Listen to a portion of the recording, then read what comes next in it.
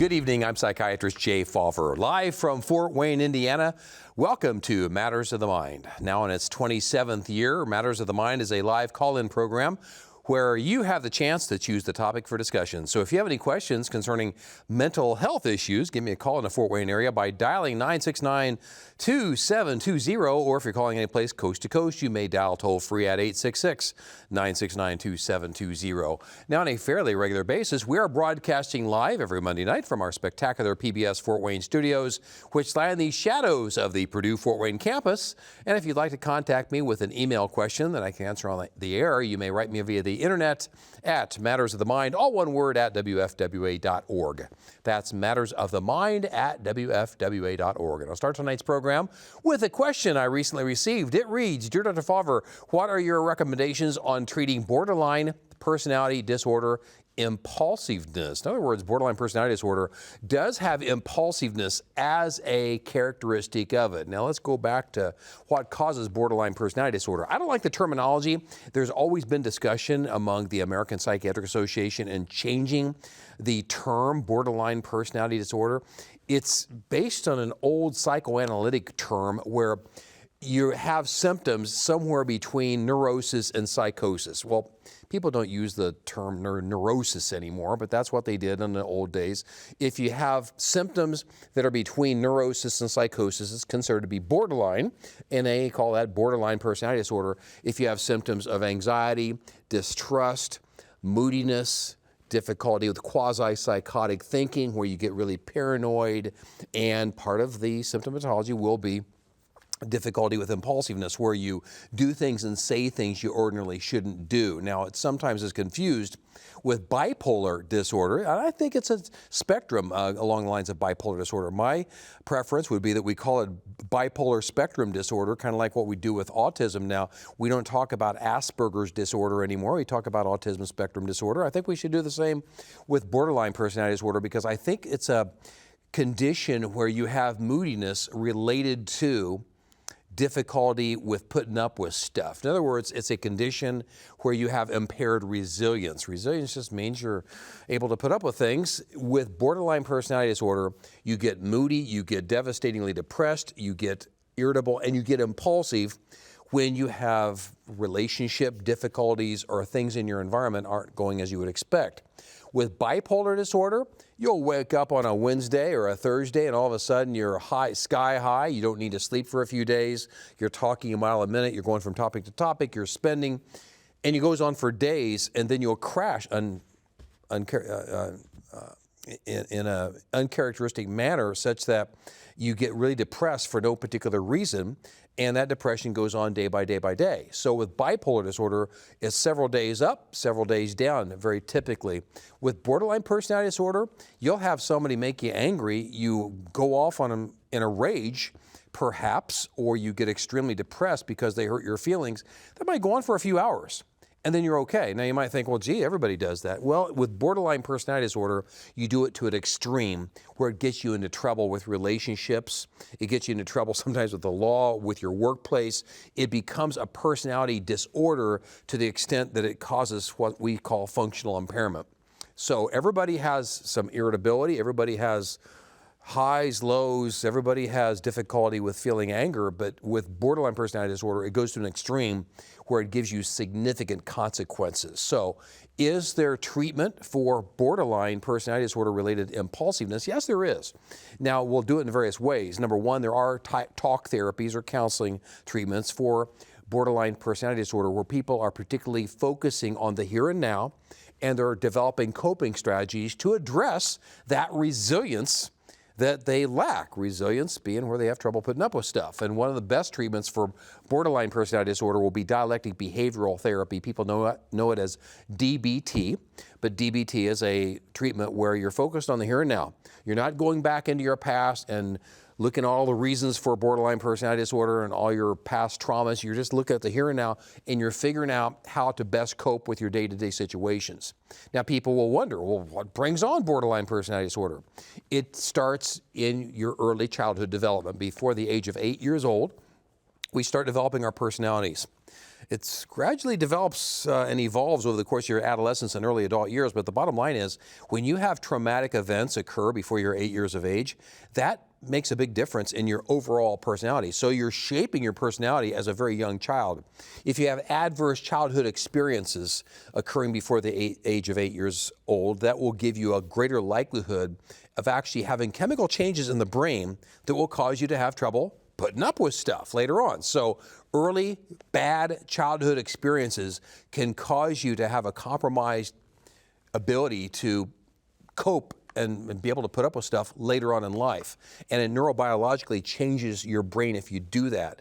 And it even happens in the womb. If your mother, when you were in the womb, if your mother is going through some extremely traumatic events, including the loss of a loved one, or difficulty with job or relationship issues while you're in the womb, you haven't been born yet, your brain's still developing in the womb, you thereby, based on your mother's experiences, can have difficulty with resilience. So we're frequently asking people about early childhood experiences, and there's a scale that's not copyrighted called the Adverse Childhood Experiences Scale, also known as the ACEs. And the Adverse Childhood Experiences Scale is a 10-item scale. If you have over four of those items that you check off, it puts you at higher risk for having difficulty later on in life with depression, anxiety, and symptoms of borderline personality disorder. So it's something we will ask many, many people in their initial evaluation.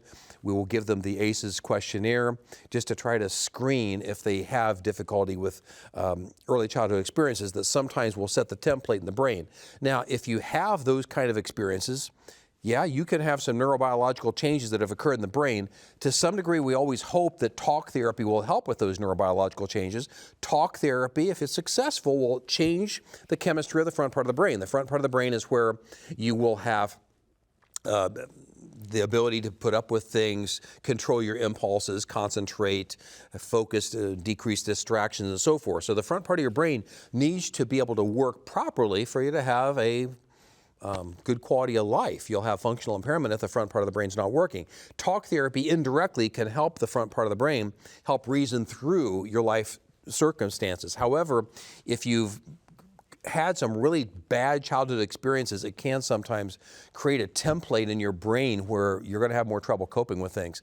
And it's kind of predictive that if you have experienced a lot of bad trauma, emotional abuse, sexual trauma, all sorts of stuff in your early childhood years, it's a predictor that you will not respond to these very common and commonly prescribed medications called the SSRIs, the selective serotonin reuptake inhibitors.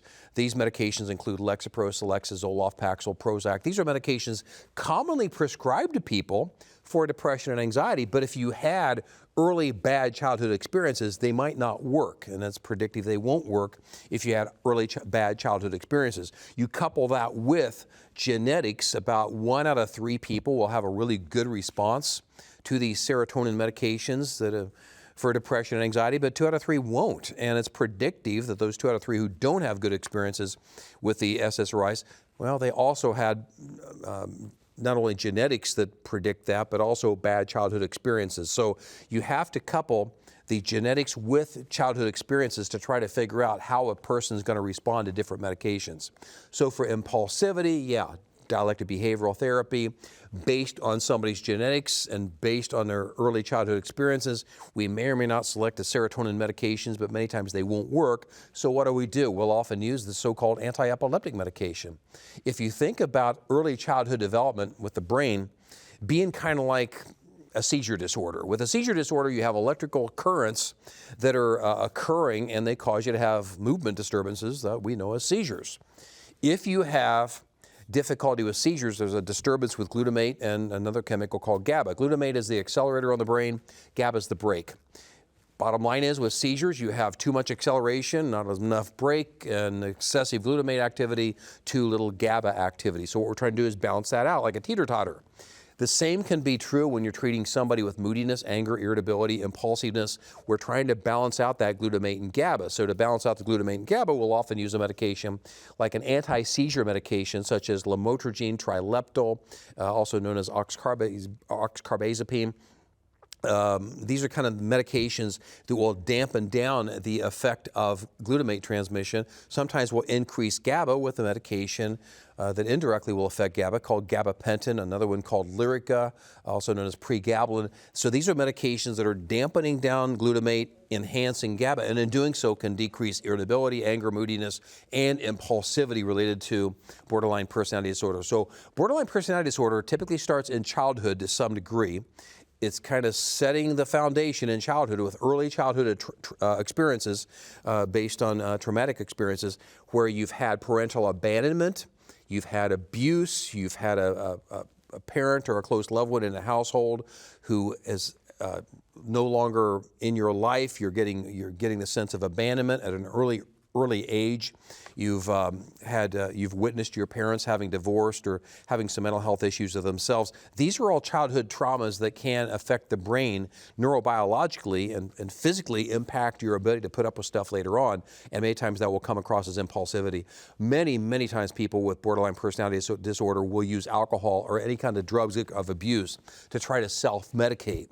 They often gravitate toward cannabis, THC, marijuana, as a means of calming down the anxiety. And they'll say it helps, but the problem is then they get to the point where they can get more depressed, they get less motivated, they don't find themselves as productive as they ordinarily would, because we know, especially when marijuana is used before the age of 24, it dampens the growth of the brain and it can actually decrease your IQ points. So with especially younger people, we try to tell them to stay off the marijuana, stay off the alcohol, and we try to medicate them if they need medication with medications that will be safer in the long run for them. But we try to get people away from self-medicating with borderline personality disorder because they're often prone to do so. Thanks for your email. Let's go to our first caller. Hello, Stephanie. Welcome to Matters of the Mind. Stephanie, you'd mentioned you're on mirtazapine. That's also known as Remeron. And you're taking it for sleep disturbances, and you feel like you're snacking all the time. How can you curb your appetite? Mirtazapine is a medication that has 5 mechanisms of action, Stephanie. It came out about 30 years ago, and we were really thrilled when it came out because it enhances the firing of norepinephrine and serotonin.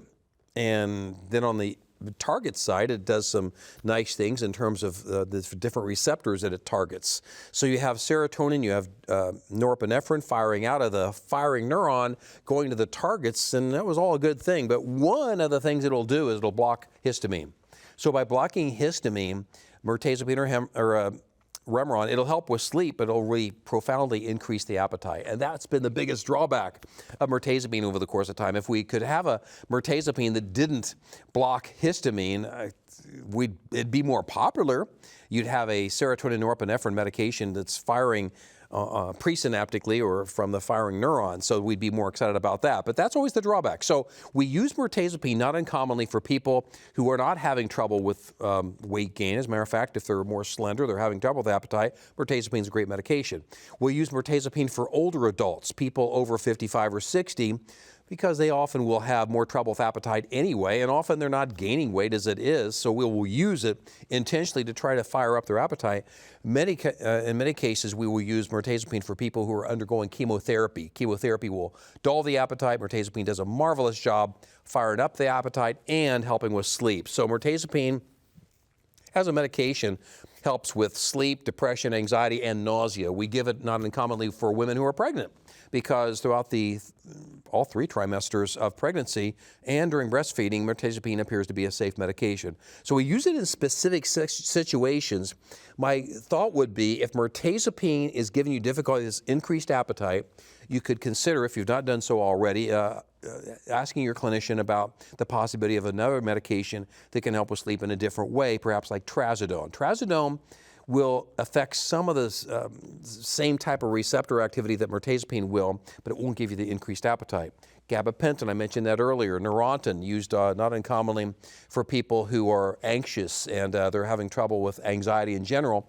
We use gabapentin as a medication for sleep, not uncommonly, because it helps people get to sleep within 20, 30 minutes, and then it lasts for about 8 hours. It gives you a good quality of sleep, so you get the REM sleep, you get the non-REM sleep. It does not appear to be addictive for most people. There's about 2% of the people who get in trouble with gabapentin, but most people do fine with it. So if mirtazapine is a medication that is increasing your appetite, You could always try to use discipline and and just force yourself not to eat, especially after 7 p.m. But for some people, it's very difficult to control because they get that craving for carbohydrates. A high protein diet is a way to get around that. If you insist, if you really want to stay on mirtazapine because it's doing a wonderful job with anxiety, depression, sleep, all these different things, you can still take it, but just make sure to have some protein available on a regular basis. You'll notice that it's difficult to binge on protein. Nobody ever binges on T-bones or fillets.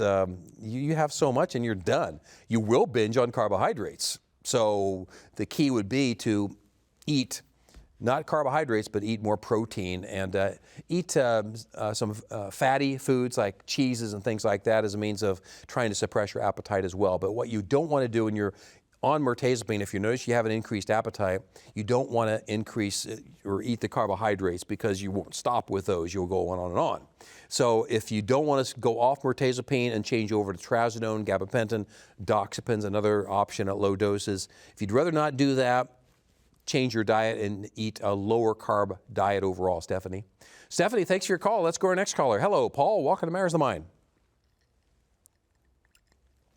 Paul, you had mentioned that when you get stressed out, you have eye twitches, and you might sometimes get blurred vision. What's the connection between stress and vision? Paul, sometimes people will notice this with caffeine. If you consume excessive caffeine, you can get eye twitches. Why do you get eye twitches with caffeine? Well, it's because you've increased norepinephrine so much. When you increase norepinephrine, that's a chemical derivative of adrenaline. When you increase norepinephrine, it can make you a little bit more twitchy. And another thing that it can do is dilate your pupils. So when your pupils dilate, you'll notice sometimes it'll give you blurred vision. You'll be able to see things close up just fine, not uncommonly, but you can have blurred vision because you can have a dilation of the pupils when you get more stressed out, and that's where you can also get more twitchy. So the first thing I'd recommend, especially if somebody's having twitchy eyes or having blurred vision, maybe they have some tremor, upset stomach, these are all symptoms of possibly getting too much caffeine. So if somebody's having a lot of trouble with anxiety and they're having symptoms of getting a little bit too much caffeine, we try to get them to back off of the caffeine. So the first thing I want you to do, if you're consuming 3-4 cups of coffee a day, or you're consuming a significant amount of caffeine in one way or another, I'd certainly have you consider cutting back on the caffeine by half, and it'll make you less twitchy and probably give you less difficulty with blurred vision in that regard. But that is certainly related to anxiety. Twitchy eyes, blurred vision, tremulousness, those are all related to excessive adrenaline release. And again, that's related to norepinephrine. Thanks for your call, Paul. Let's go to our next email question. Our next email question reads, Dear Dr. Fauver, why do I have a hard time sleeping when my partner is away? Is there anything I can do to help me sleep when my partner is gone? It depends. If your partner is there and you perceive that you're unsafe when your partner is away, that's one factor. You're describing a reason why some people get a dog. Now, dogs can be blessings or curses with sleep. If you allow your dog to sleep in your room, on one hand, it can be a blessing in the sense that you can possibly sleep better because you feel safer. On the other hand, if the dog is jumping up on your bed or making noises during the night, that can be a factor in terms of keeping you awake. But some people will get a dog if they feel unsafe, especially when their partner is away. Dogs, they're related to the wolves. They are there for protection. They're very much on guard. They know when things are happening that are unusual around the house if they hear noises. So dogs can help you feel safe. Some people will feel like they don't sleep as well when their partner's away simply because they like that other person in the bed. And I hear this not uncommonly for people who have lost a spouse. They're not just away temporarily, they passed away and they feel very lonely in that bed. So for those people, a real simple trick is to have a few pillows there where your spouse would have been, just to give you the physical sensation that something or somebody is there. So that's another type of thing. So I think the first step would be to try to determine when your partner's away, do you feel unsafe or is it because you feel more lonely? And in those cases, depending on the situation, there are different things that could be done. Thanks for your email. Let's go to our next caller. Hello, Carla. Welcome to Matters of the Mind. Carla, you want to know why you say weird, disturbing things in your sleep. When you're sleeping, Carla, you're not supposed to be speaking. So There's a neurobiological phenomenon that goes on there. When you sleep and you go into rapid eye movement sleep, your brain is very, very active. And your brain's active and your brain wants you to talk and move and do all sorts of things, but you can't. As a matter of fact, if you awaken normally during rapid eye movement sleep, you'll notice that you can't talk. And many people will say when they're having a bad dream, they will feel like screaming, but they can't. And if they get halfway awake, they'll notice they can't scream. That's a good thing. You don't want to awaken the rest of the household by screaming. So it's a good protective ability to be able to dampen your motor reflexes when you're dreaming. So when you're in rapid eye movement sleep or dream sleep, you shouldn't be able to move around or talk. But some people do. It's called REM behavior disorder. With REM behavior disorder, your body does not get paralyzed down like it should. So it doesn't shut down like it should. So sometimes there will be medications that we'll use as a means of suppressing those type of things. But you might have difficulty with kind of these mini awakenings where you're saying things in your sleep. But normally, people should not talk during their sleep. If they're talking during their sleep, what they're doing is talking through their dreams. And it's always a matter of, okay, how much of a problem is it? If you're moving around at nighttime during your dreams, if you're talking during your dreams, the question is it making you tired the next day? And it's actually a factor on why some people feel like they did not get a restorative sleep. They feel like they're still tired when they get up. It's because they were busy all night, either moving all around or talking and things like that. When you're in REM sleep, you should be totally quiet. You shouldn't be moving at all. Now, there is a phenomenon called sleepwalking. That's not occurring during REM sleep. That's during non-REM sleep. Non-REM sleep, non-rapid eye movement sleep, is a very deep sleep. The EEG, the brain waves are very deep and high and low.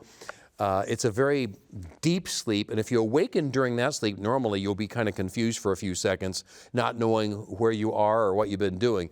It's the first stage of sleep you'll go into when you first go to sleep. So if you take a nap, late in the late afternoon, which is actually very good for the brain, during that 20-minute nap, 25-minute nap, you'll notice that as you awaken, you'll look all around you and not know where you are. You'll be kind of disoriented just for a few seconds, then you come out of it. That's actually a good thing. That means you were in non-REM sleep.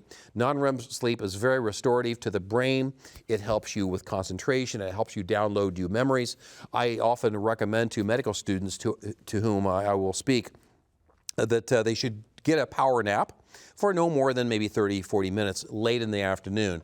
If you get a power nap late in the afternoon, it actually recharges your brain, it clears out all the clutter, and you're able to download more information, and you can study better at night. Because as a medical student, we need to be on top of our games, and we need to study sometimes 12, 14 hours a day when you include classroom time. So it's very exhausting to maintain that level of concentration for that long. So having a power nap for no more than 40 minutes late afternoon can get you into that non-REM sleep. If you go into REM sleep where you're dreaming, that might be a little bit too much. And of course, some people will say if they try to take a nap, they'll end up napping for 2 hours. That's not good at all. If you do that, it means you're not getting enough sleep at nighttime. But a 20 to 25-minute nap, maybe 40 minutes at the most, late afternoon can help recharge your brain, but it should not interfere with your sleep at night.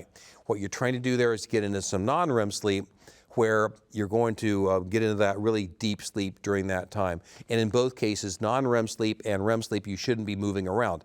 Non-REM sleep, that's where you're sleepwalking. If you get up because you're exhausted and you go into non-REM sleep, you can have sleepwalking. And that's usually indicative that somebody is not getting enough sleep, somebody is having a fever. With non-REM sleep, there's a misperception that if you awaken somebody while they're sleepwalking, it's going to cause them some kind of detrimental effects. That's not true at all.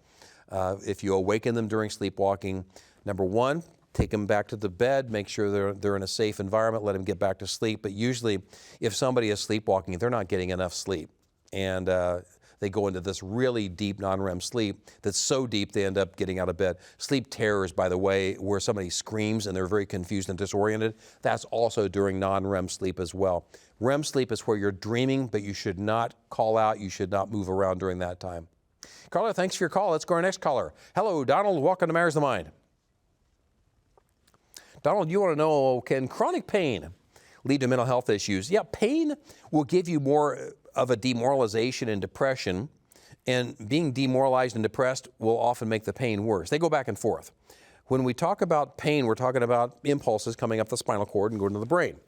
If you can dampen down those impulses going from the spinal cord up to the brain, you can relieve pain. And one of the ways you can do that is by increasing serotonin and norepinephrine with antidepressant medications that increase serotonin and norepinephrine concomitantly. And those antidepressants can be medications like Fetsima, Effexor, Cymbalta, also known as duloxetine. These are medications that increase both serotonin and norepinephrine, and in doing so, they can dampen down the pain, but in the long run, they can help people with their moods. So if you have chronic pain, it just wears you down, and it can cause you to be more depressed, and you get more hopeless about things, and you wonder, when's this going to go away? And if it's amplified by disability, where you have chronic pain causing you to not be able to get stuff done every day, that can be demoralizing because that too is a contributor to depression. Donald, thanks for your call. Unfortunately, I'm out of time for this evening. If you have any questions concerning mental health issues that I can answer on the air, you may write me via the internet at mattersofthemind@wfwa.org. I'm psychiatrist Jay Faulver, and you've been watching Matters of Mind on PBS Fort Wayne, now available on YouTube. God willing and PBS willing, I'll be back again next week. Thanks for watching. Good night.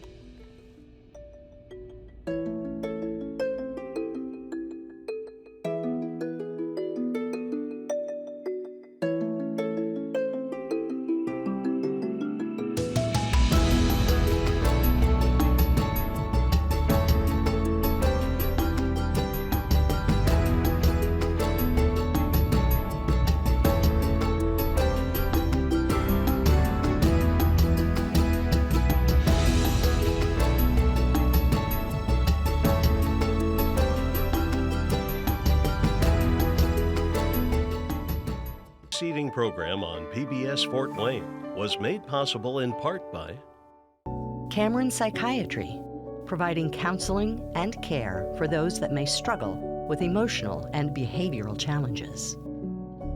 More information available at CameronMCH.com.